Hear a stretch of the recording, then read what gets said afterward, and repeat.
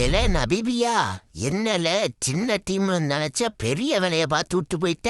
Toss ஜெயிச்சு நாங்க first bowling போடுறோம்னு சொன்னாங்க. அப்பவே நினைச்சா ஏதோ பண்ண போறாங்கன்னு பண்ணிட்டானுங்க. அபிஷேக் சர்மாவுக்கு காய்ச்சலுங்கிறதுனால அதே மாதிரி பிளேயரான சஞ்சு இன்னைக்கு விளையாடுவார்னு எஸ்கேவை ஆகாயம் சொல்லிட்டு போவ டெபிட் பண்ண சஞ்சு சாம்சங் 3 6 ஒரு போர் அடிச்சுட்டு போர் அடிக்கிறது போயிட்டாரு. கடவுளா பார்த்து வாய்ப்பு கொடுத்தாலும் கரெக்டா அடியும் கன்வெர்ட் பண்ண முடியல. ஆனா அவருக்குள்ள வந்த பாக்கெட்டு டைனமோ வெட்டி வெட்டின்னு வெட்டிச்சு தள்ளிருச்சு. எல்லாரும் பயந்து போயிட்டானுவ. ஒரு வழியா பாக்கெட்டு டைனமோவை பார்சல் பண்ணிட்டோன்னு சந்தோஷப்படையில தான் அடுத்து வரப்போறது ஒரு கும்கு பாண்டியாங்கிற பேயடி மான்ஸ்டர்னு தெரியல. பாண்டியாவும் தூபையும் 6 அடிச்சா எத்தனை கிலோமீட்டர் வரையும் போகணும்னு பிராக்டிஸ் பண்றாங்களாட்டிருக்கு. 107 மீட்டர் சிக்ஸர் கை கால நாட்டு ஆரம்பிச்சிருச்சு நமீபியாவுக்கு. அப்படி இருந்த எல்லாரையும் விக்கெட் எடுத்து விட்டானுவ. திடீர்னு பேட்டிங் அந்த நவ்வியா விக்கெட்டை கொடுக்க மாட்டேங்கிறாங்க. ஓ அப்படியா விஷயம். நம்ம வரும்னு பயப்பிள்ளைய கூப்பிடுங்க.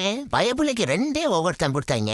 3 விக்கெட்டா தூக்கிட்டு போயிட்டாப்ல. வெறும் 7 ரன் தான் கொடுத்தாப்ல. எங்களே நீங்க ஆல் அவுட் எடுக்கிறீங்களான்னு நாங்க யாருன்னு உங்களுக்கு இன்னும் தெரியலங்கிற மாதிரி எல்லா பிளேயரையும் அவுட் எடுத்து வீட்டுக்கு அனுப்பிச்சிட்டாங்க. அப்புறம் என்ன 93 ரன் வித்தியாசத்துல இந்தியா வெற்றி பெற்றுச்சு. அடுத்த மேட்ச் பக்கத்து நாட்டு கூட.